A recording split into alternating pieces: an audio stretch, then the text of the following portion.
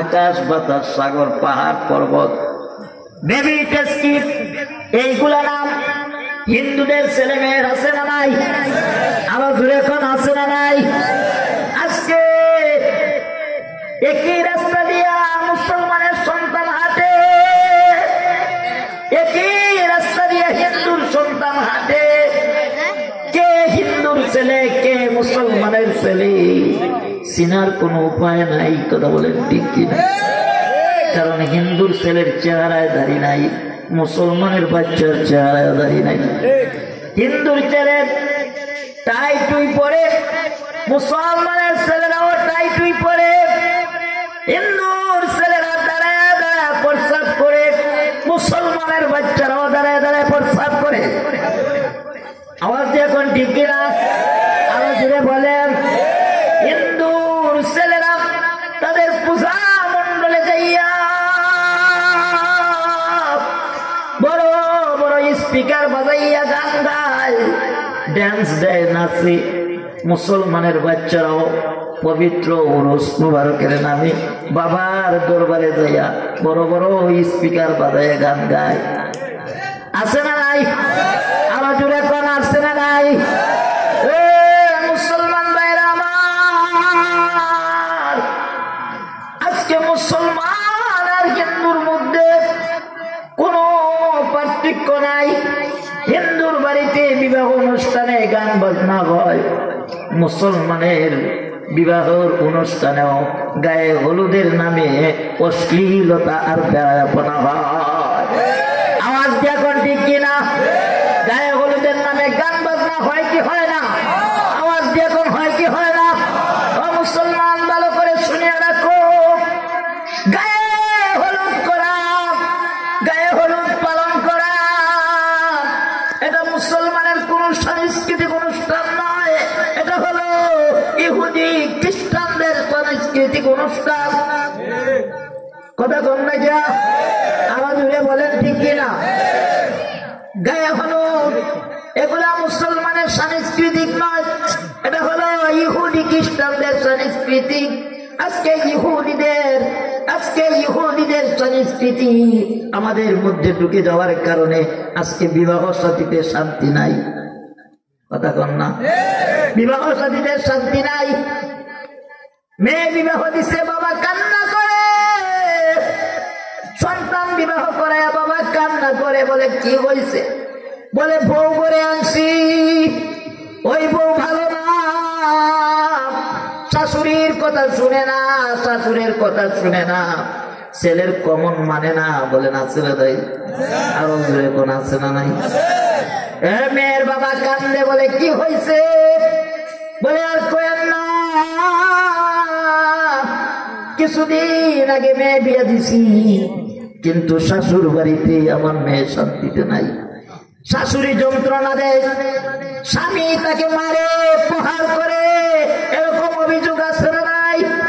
আরো ফিরে বলেন আছে না নাই?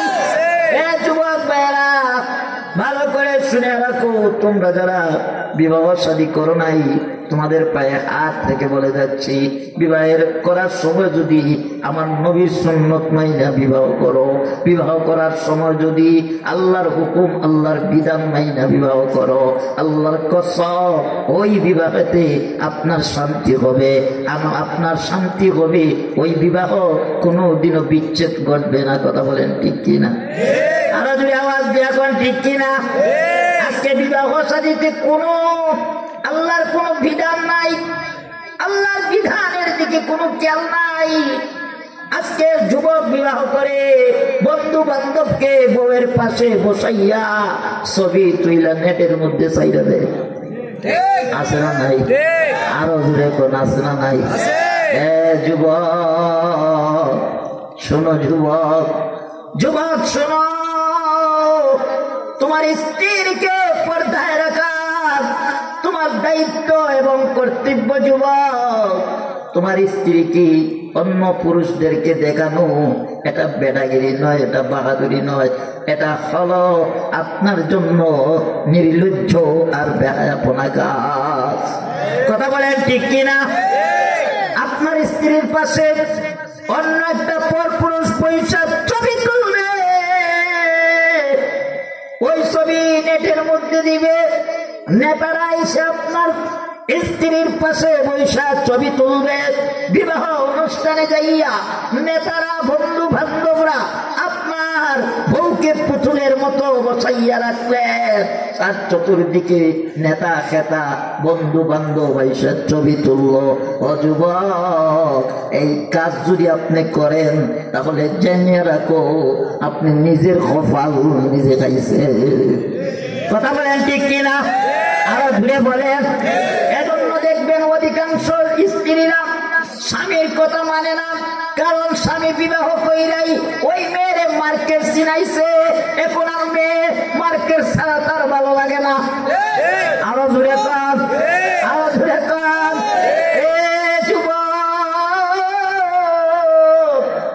তুমি যদি তোমার স্ত্রীকে পর্দায় রাখতা তাহলে আজকে বেপর্দা বইয়া রাস্তাঘাটে ঘোরাফেরা করতো না। কথা কর না, কথা কর না। কোন স্বামী যদি বলে তুমি হাত মোজা পাও মোজা ছাড়া, তুমি কালো ডিলা ডালা ভুরকা ছাড়া রাস্তায় বাইর হতে পারবা না, বলেন এমন কোন স্ত্রীর ক্ষমতা আছে বেপর্দা রাস্তাতে বাইর হওয়ার? আছে ক্ষমতা? ক্ষমতা নাই। কিন্তু আজকে আমরাই তো আমাদের বউকে আমরা স্মার্ট সাজাইতে চাই। কথা বলেন ঠিক কিনা? স্মার্ট সাজাইতে যাইয়া এমন অবস্থা হয়েছে, এখন দেখা যায় রাস্তাঘাটে স্মার্ট হইয়া সাজগোজ কইয়া বাইর হইছে, এখন দেখা যায় তারে তুইয়া আরেকটার লগে যাইয়া ফেলাইছে। আছে না নাই? আরো এখন আছে না নাই? যাই হোক, সেই দিকে আমার যাওয়ার বিষয় নয়। আমি নিয়ত করেছি পিতা মাতা সম্পর্কে কিছু আলোচনা করব, এই জন্য কিছু বললাম। গভীর মনোযোগ লক্ষ্য করেন। বলতে চেয়েছিলাম সন্তানের কি করতে হবে? ইসলামিক নাম রাখতে হবে। কি নাম? ইসলামিক নাম। এরপরে নবী বলেন আপনার 4 নম্বর দায়িত্ব হলো, কর্তব্য হলো, সন্তান যখন তার জবান দিয়ে যখন কথা বাইর হবে, একটা দুইটা বাক্য যখন বাইর হবে, তখন আপনার দায়িত্ব কর্তব্য হলো সন্তানের জবান দিয়া যাতে করে সর্বপ্রথম আল্লাহ শব্দ বাইর হয় সেই চেষ্টা প্রচেষ্টা করতে হবে। বলেন সন্তানের জবান দিয়ে প্রথম কি বাইর হবে? বলেন বলেন কি বাইর হবে?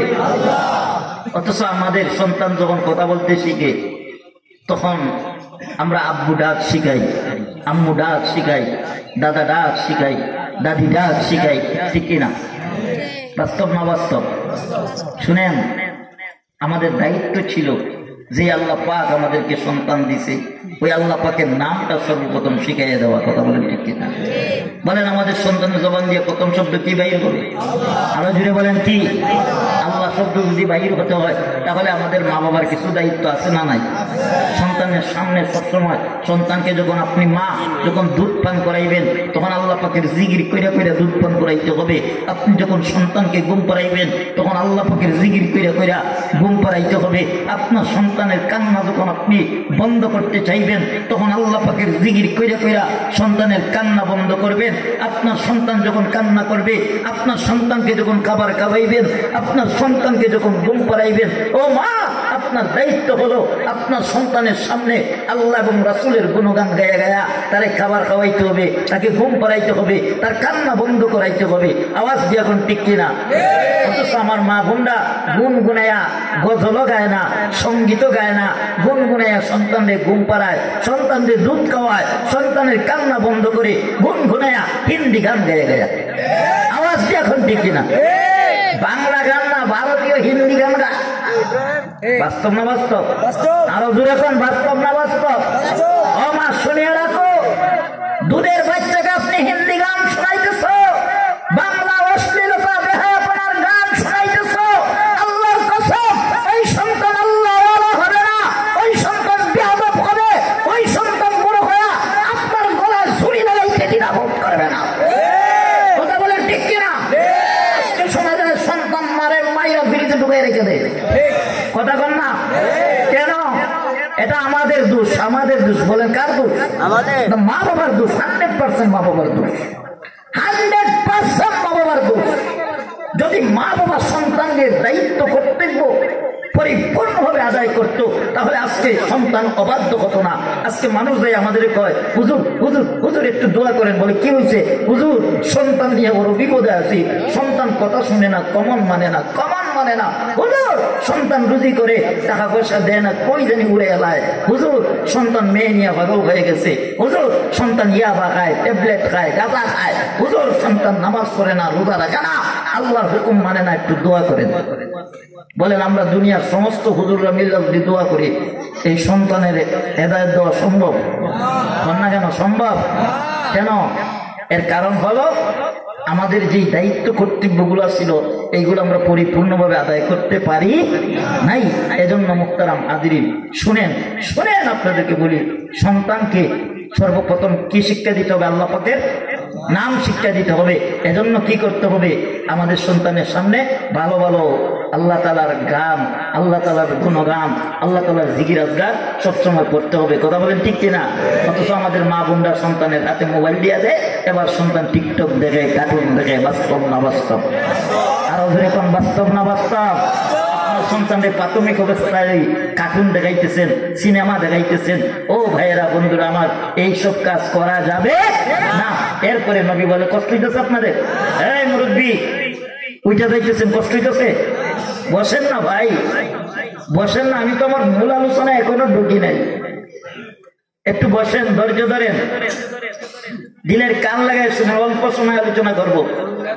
এরপরে নবী বলেন, শুনেন, এরপরে নবী বলেন, সন্তানের যখন ৬-৭ বছরের হবে, সন্তান যখন লেখাপড়া করার উপযুক্ত হবে, তখন সন্তানকে আপনার দায়িত্ব কর্তব্য হলো প্রাথমিক অবস্থায় সন্তানকে ইলমে দ্বীন শিক্ষা দিতে হবে।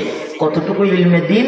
যতটুকু ইলমে দ্বীন শিক্ষা করা সকল নরনারীর উপরে ফরজ, এতটুকু ইলমে দ্বীন সন্তানকে শিক্ষা দিতে হবে। বলতে পারেন হুজুর কতটুকু?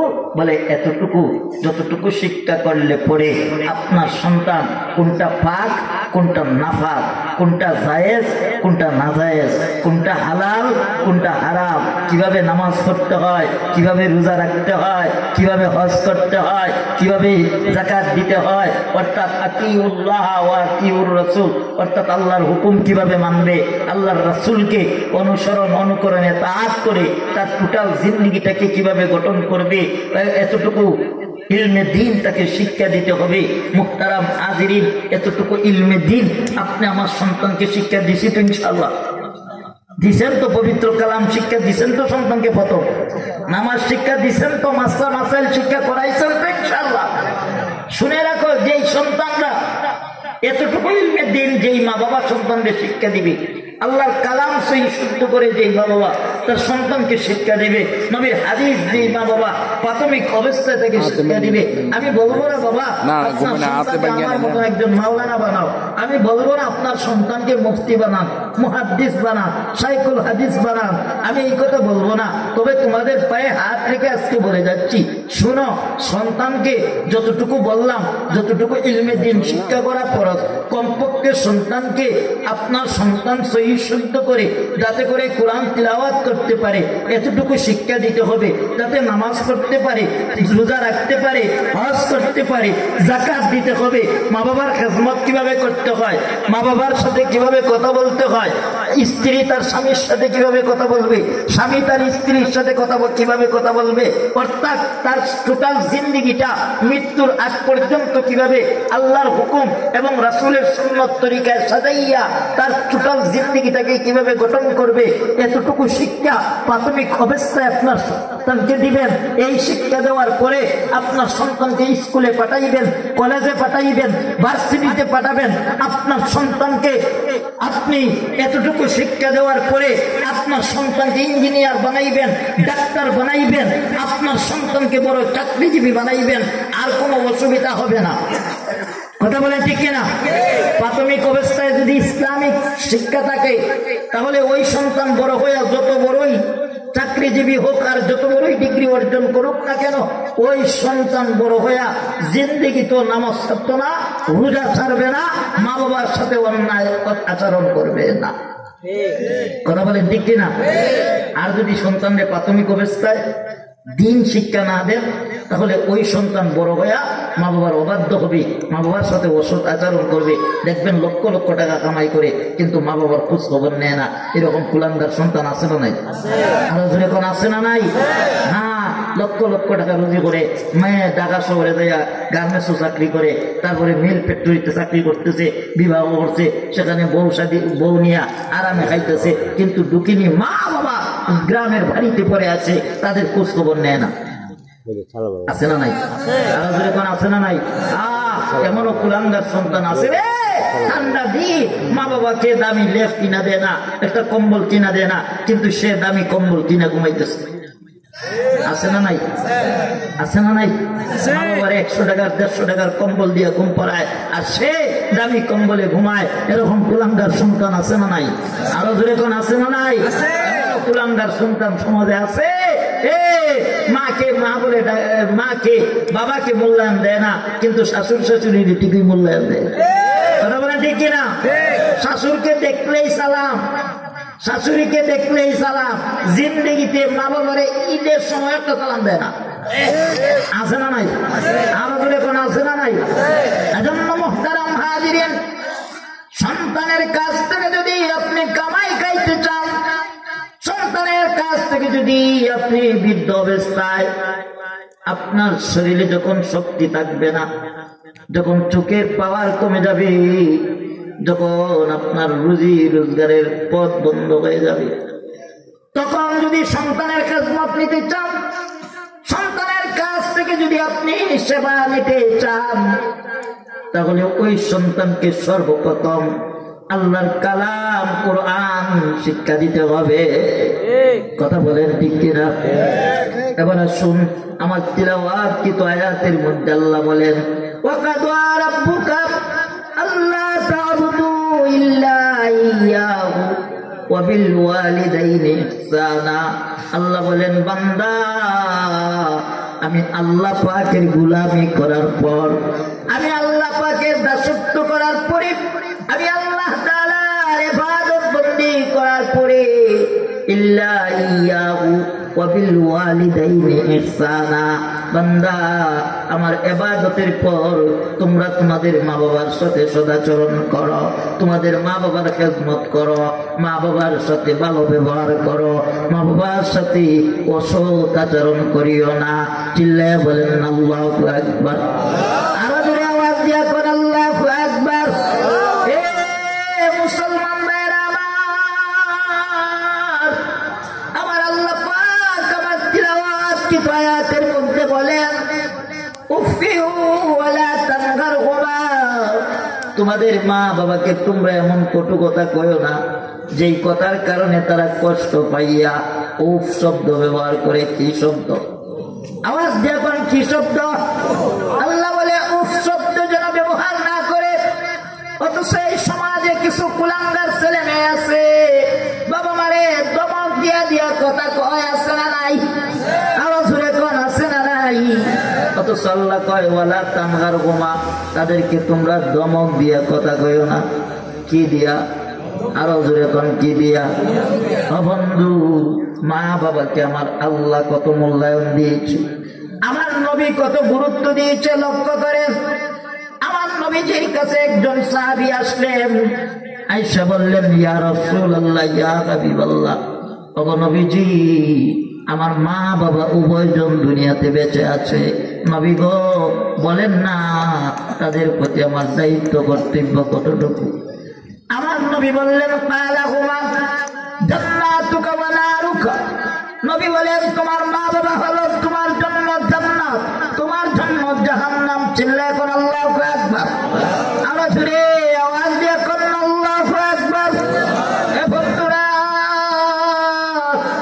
আমার নবী জান্নাত দ্বারা কি বুঝাইতে চাইলেন, জাহান্নাম দ্বারা কি বুঝাইতে চাইলেন, বুঝার দরকার আছে না নাই? আরো জোরে কোন দরকার আছে না নাই?